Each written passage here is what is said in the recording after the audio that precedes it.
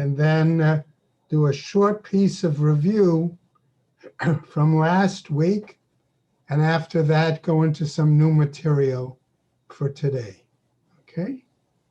So we start usually with our bracha. Baruch atah Adonai Eloheinu melech haolam, asher kiddushanu b'mitzvotav v'tzivanu, la'asok b'divrei Torah. So we're currently working on the topic of the mitzvah of tzitzit. And we found that in Sefer HaChinuch, the author chose not just one, but two verses, right, to cite as his foundation to talk about this mitzvah. One was from the book of Numbers, another was from the book of Deuteronomy, okay? And I'm just going to read them over one more time as to help us remember. In Numbers, okay, it said in chapter 15, the following, and that shall be for you for a fringe, that you may look upon it and remember all the commandments of the Lord and do them, that you go not about after your own heart and your own eyes, after which you used to go astray. Okay? And rest before that, the previous verse said, bid them make them throughout their generations fringes on the corners of their garments. Now, the other verse from Deuteronomy basically told us, you shall make twisted cords upon the four corners of the covering, okay, by which you cover yourself. And I'm going to now share the screen a little bit. Okay, and we see here from the example of our text, I'm going to make it just a little bit larger, okay, that those are the two verses he cited, and we raised questions. What was the size of the garment? What was the age of the person? Okay, what was the material for the garment had to be made from? And we said part of the answer of giving the second verse was it tells us it has to be a four-cornered garment. Okay? Excuse me, right? Then, in terms of the age, he made a suggestion to us, okay, that it had to be large enough to cover a child about 5, 6, 7 years of age. And the garment has to be made from either wool or linen. Right? So from here, that's the big hard, right? That's the big question. Okay. We then saw that he talked about the purpose of the tzitzit, okay? That it should be a reminder of all the mitzvot, okay, that Hashem gave us. But we said he wasn't satisfied with that answer. And then he went into a whole, what we'll call a moral explanation. In which he pointed out that the tzitzit are made of blue and white, the white representing the physical, okay, are our bodies, the blue representing heaven, and that, of course, implied, as we said, that the mitzvot, the commandments, are both between us and other people, ben adam la'chavero, and between us and Hashem, ben adam l'makom. Okay. From there, he seemed to have decided to go into a discussion of how to tie the tzitzit. Okay, which we said we weren't going to go into in detail, okay? But what I do want us to see from the next page, okay, is he talks about the numbers. And in essence, we should know that a talus has 5 double knots, 8 strands, okay, and a number of spaces in between each of those double knots. Okay. Excuse me. So that's 7, 8, 11, and 13 wraparounds, okay, between the double knots. Okay. Now, for our purposes, though, it is important for us to keep in mind one other aspect of how a tzitzit is tied, okay? And we're going to see if he mentions it for us here. Okay, again, he's talking all about how the threads are long, how they're tied, and finally, when he gets to his text, all right, he tells us sort of here, enough to make a loop, it is acceptable. So in other words, let's say a person, one of the fringes of their talit, one of the long fringes, gets cut off in some manner, gets broken off. Okay? Okay. Question is, how long is it still a kosher talus? So he's telling us here that so long as you can make a loop between the end of that particular thread and the top of where the threads come out from the last knot, that is how we know that that particular fringe is still valid, is still acceptable. Oh, yeah. So that is sort of where we left off a little bit last week. He then proceeds to a new topic about tzitzit, which I'm going to present by giving you an example. Okay. We said that the talit needs to be a 4-cornered garment. Ideally, something that large enough to cover a young child. I gave you an example that may be one of those, let's say, scarves that we sometimes, identify from with colleges or other places, these long, heavy scarves. Okay? Maybe that should require tzitzit. Because after all, it's a garment. right. It is worn. Mhm. Okay? But there are other items that are 4-cornered that we would not call a garment.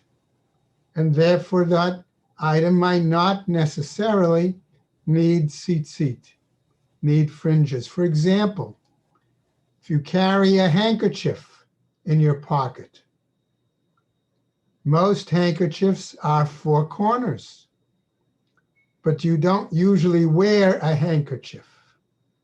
And certainly it's not usually the size to cover a small child. Or take another example, okay? You sometimes have seen, I'm sure, movies or examples of a person wearing a bandana. Okay? Bandana is still larger than usually a handkerchief, right? Not only that, but people do wear a bandana, okay? Some of them wear it and tie it around their head, okay, for example. Or they could wear it around their neck.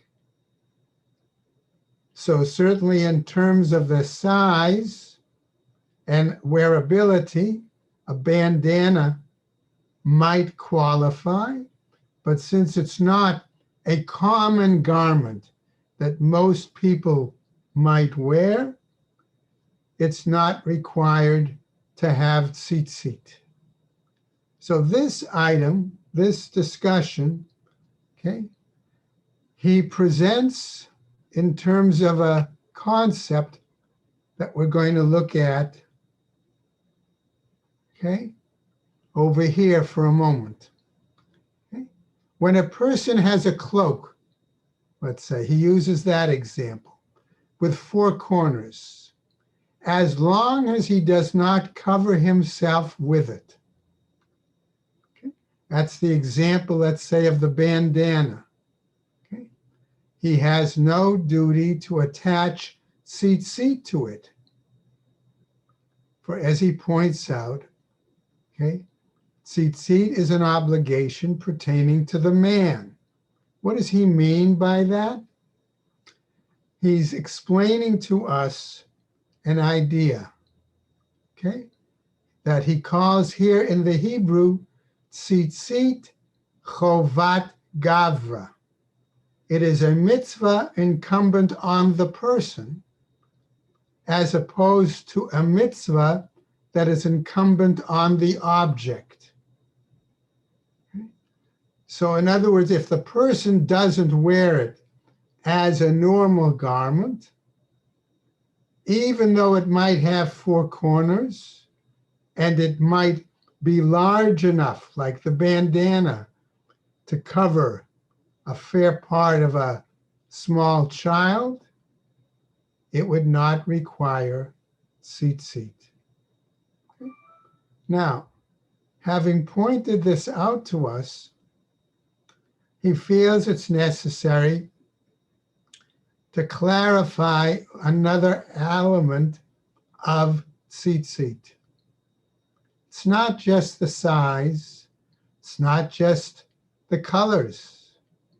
Okay? We said that the garment had to be of linen or of wool, right? And generally, it would be preferable to use the same kind of material for the fringes, for the tzitzit, as the beged, as the garment itself. Okay? So on a wool tallis, it's preferable to use wool tzitzit. On a linen tallis, it might be preferable to use linen tzitzit. But this is complicated, right, by the fact that we have a law in the Torah, right? And he points this out to us down in this paragraph. He says the Torah tells us, you shall not wear a mixed cloth, wool and linen together. So does that mean that if I have a, say, non-woolen tallis, that I cannot put wool fringes on it, or the opposite? But then he explains to us that one of the next verses immediately tells us, you shall make yourself tassels, fringes on the 4 corners of your cloak. So in other words, here we have a negative commandment. Here we have a positive commandment. And the positive commandment supersedes the negative commandment. And that is what he explains. The school of Hillel holds that a linen tunic, in other words, a linen garment, has the obligation of tzitzit. Okay? But also one could put wool, wool tzitzit on a non-woolen tallis, and it would still be acceptable because it would not meet the issue of shatnez, of mixing two kinds of materials together. Okay?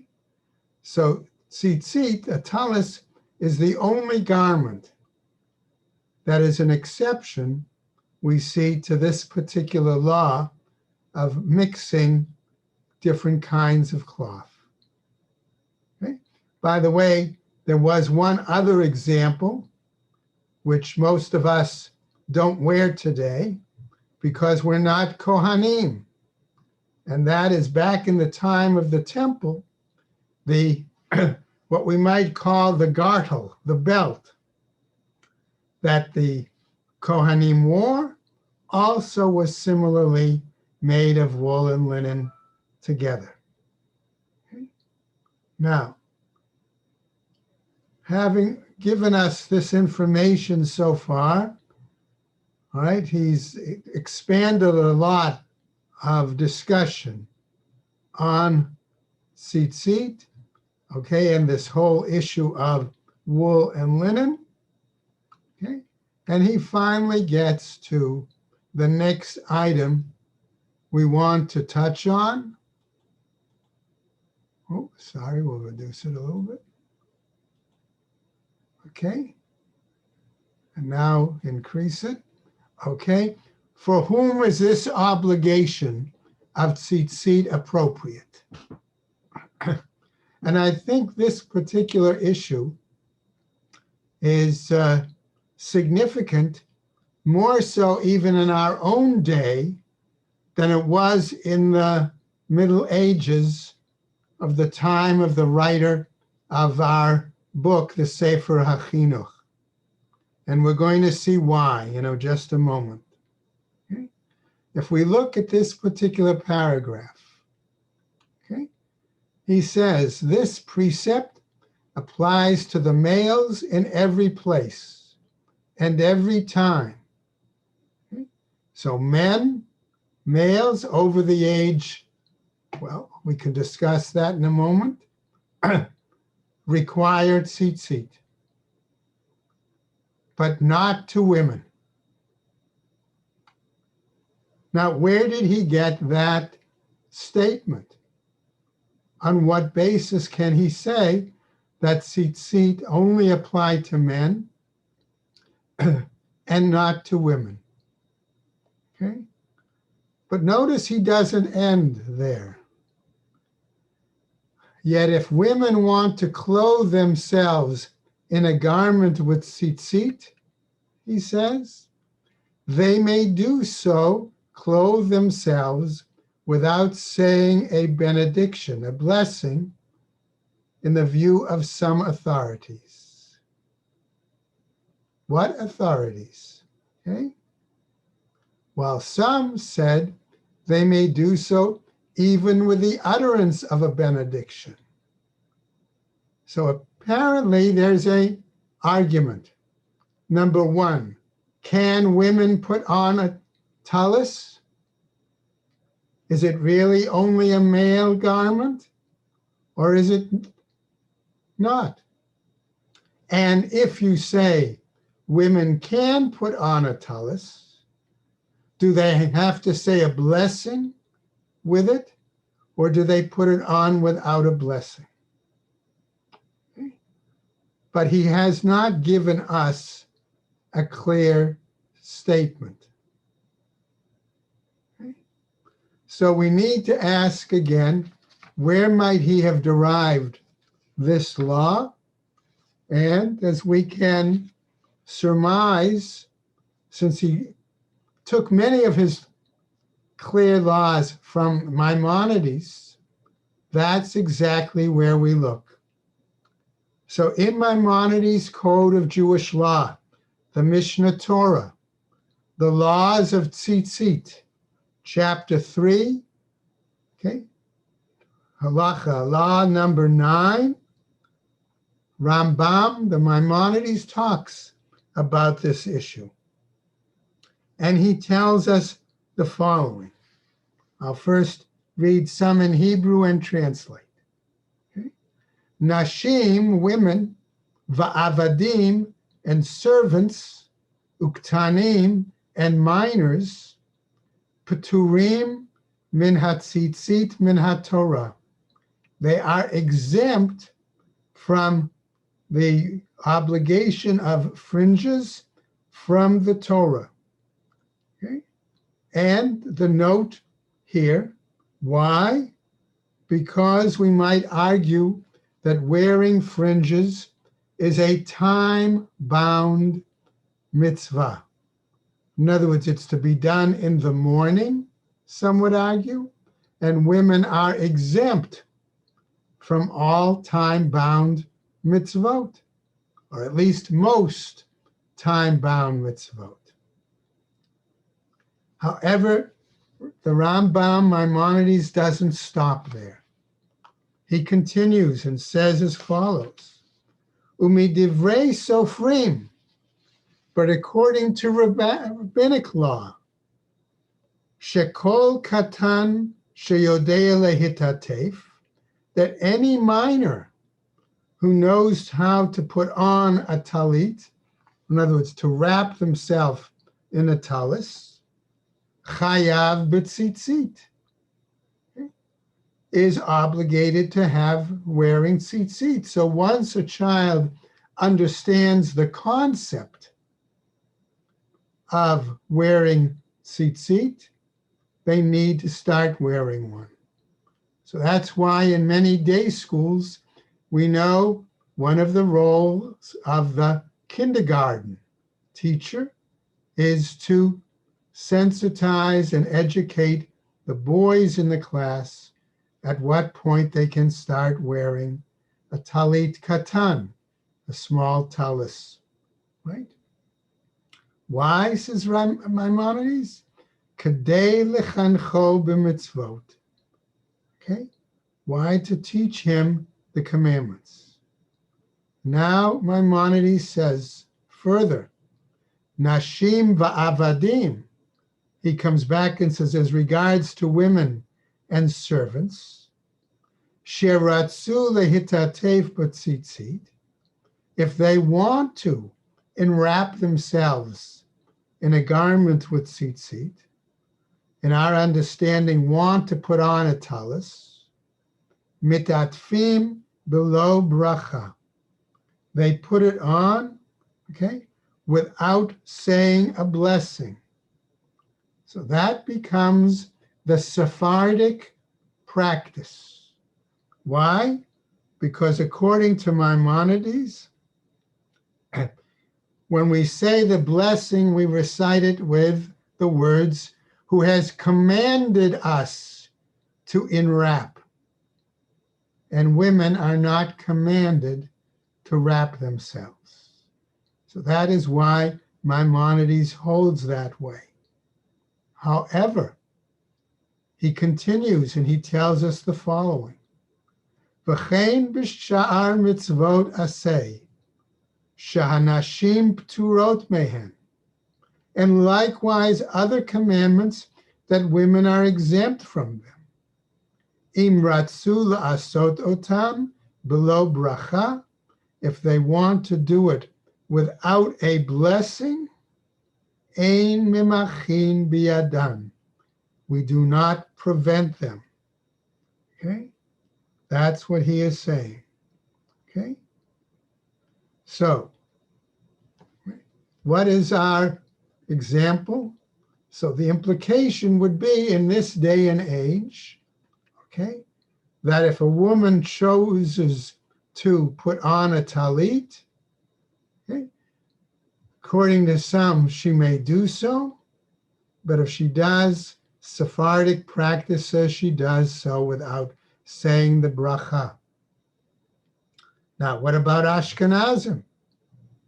Right? Interestingly enough, okay, the Rambam does not give us an answer. He does not cite an issue here. So that's why I'm suggesting when we come back to Sefer HaChinuch, okay, and he says, right, some said they may do so with the utterance of a blessing. And I will tell you that the example that is cited is actually that of Rabbeinu Tam, who says they may do so. Okay? So that gives us an interesting message in terms of our own day and age as to the mitzvah of tzitzit. Okay? That's what we've seen so far. Again, one last item, okay, for which to finish this topic. Let's say that you buy a new garment, a new tallis, right? And there are no tzitzit attached to it. Right? All you did is buy the garment. Okay? Are you obligated to put on the tzitzit? Well, since you bought it, yes. But if you only borrowed a garment, you do not have the obligation to put the tzitzit on the garment unless you continue to use it for more than 30 days. Then that borrowing is as if you've taken it as your own. Now, I mention this in particular because we do find a statement in the Talmud that tells us as follows: anyone who does not have ritual fringes on his garments violates 5 positive commandments. This is because, says the Talmud, the mitzvah of tzitzit is stated 4 times in the section from Numbers. And then, in addition, okay, it's also stated in the verse from Deuteronomy. So given back the 2 verses that we saw that our author used as his foundation for the mitzvah of tzitzit, we see discussion about how important the mitzvah was considered in the time of the rabbis. Okay?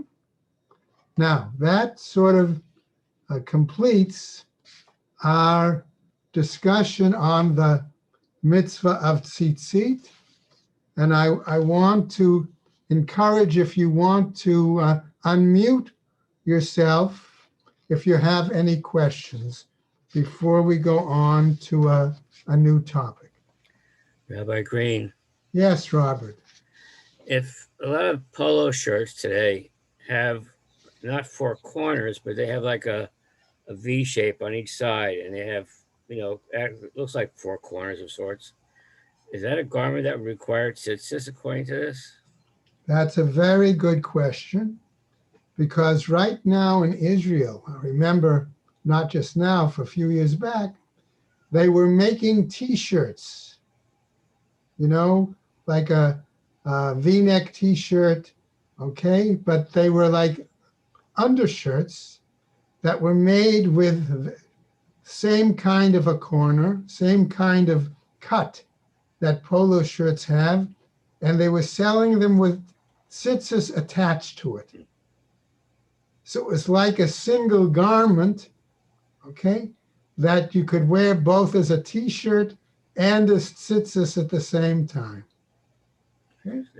But I would think that today, okay, in most cases, okay, the person who wears a polo shirt with that kind of a let's say, bottom, if they're observant, okay, they will wear tzitzit. They'll wear an undergarment, okay? That's a talis katan. Can a talis katan replace the bigger talis for davening?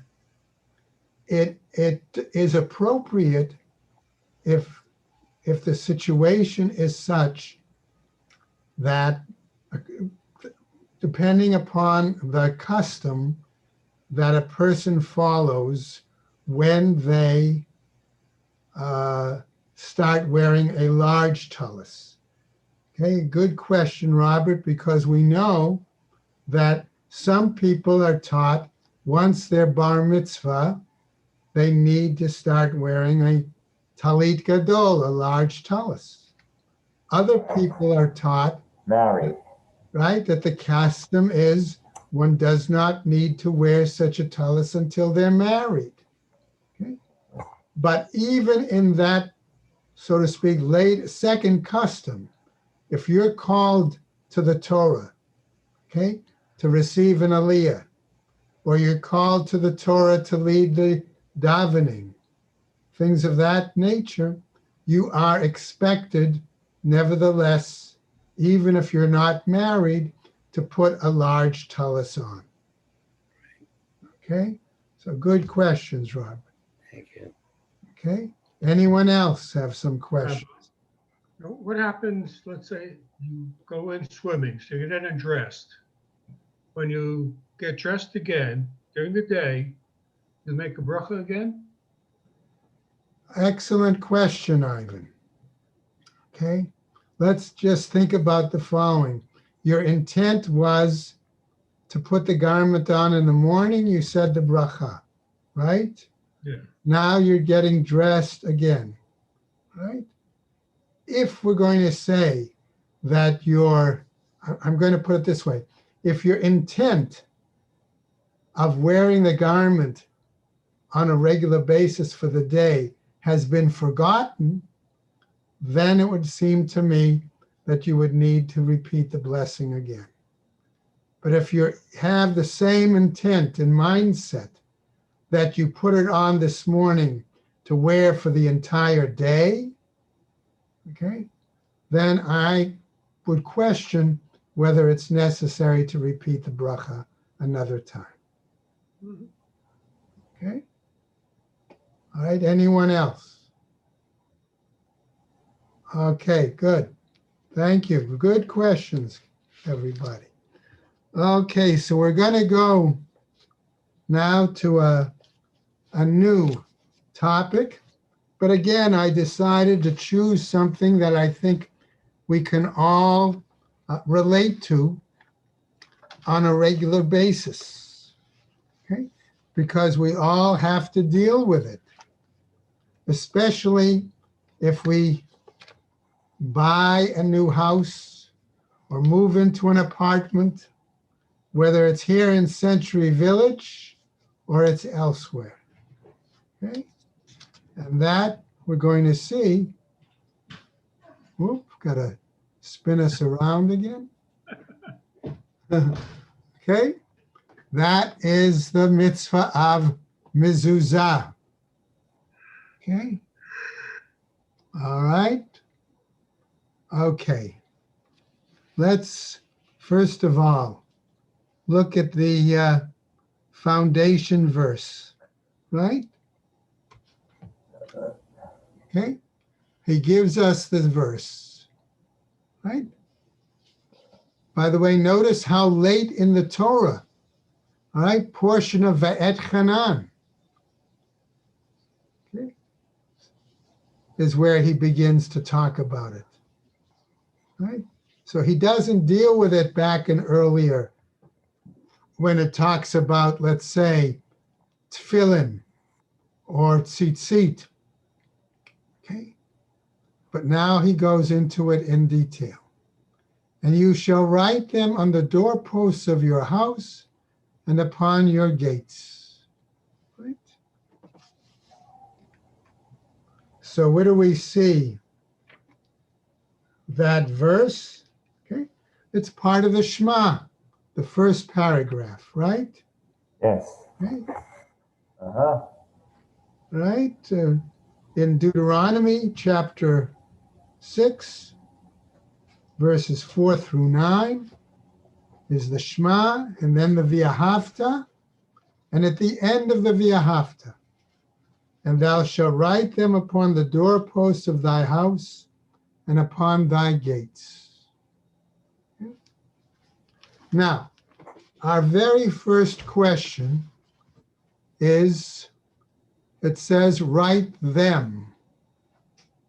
What words? What is supposed to be written inside this item we call a mezuzah, this container? Shema. The Shema, okay, that would be one possibility, okay? After all, we find that inside of the tefillin, it's there, right? So maybe that's the same thing. Since it's written inside the tefillin, it should also be written inside the mezuzah. But there's an interesting issue here, which I want us to sensitize us to and will help us understand next the other aspects of what he says on mezuzah. Back in the time of the temple, the second temple, when they began to have worship, both in the temple and in villages, the service that they recited included something that we no longer recite today. And that was recited just before the Shema and the V'ahavta. That particular section was the 10 Commandments. Think about it for a moment, okay? The Shema says, "Hear, O Israel, the Lord our God, the Lord is one." Okay? 10 Commandments starts out, right? I am the Lord your God who took you out of the land of Egypt, etc., etc. You shall have no other gods before me. So it's very possible, for other reasons, the 10 Commandments were removed from the service. And that's why the Tefillin and the Mezuzah contain the Shema and V'ahavta, things of that nature. Right? But it would make a lot of sense if, in theory, we had the 10 Commandments on our doorpost to remind us, okay, of what those 10 mitzvot are that we heard at Sinai. Okay? So I bring this to our attention, okay, because from here, he wants to tell us that usually, unlike the tefillin, where the head tefillin, okay, even though it has 4 sections, it has the various segments of the Torah written separately on each section. The arm tefillin has those same 4 sections, all written on one single piece of parchment. And so likewise, we may ask ourselves the same question in regards to a mezuzah. Must the sections about mezuzah be written on a single piece of parchment, wrapped up, okay? Or could it be written on more than one piece of parchment? Okay? And so that's what he points out to us here. The substance is that 2 sections of the Torah are written on a piece of parchment. So he tries to answer that question because of the parallel between tefillin and mezuzah in the sections of the Shema. And he tells us, what is it? What are those 2 sections? Okay, the first we said Shema and V'ahavta, and the second verses that come later, okay, that tell us as well. Okay, that section that comes later, right? And what does it say? Okay.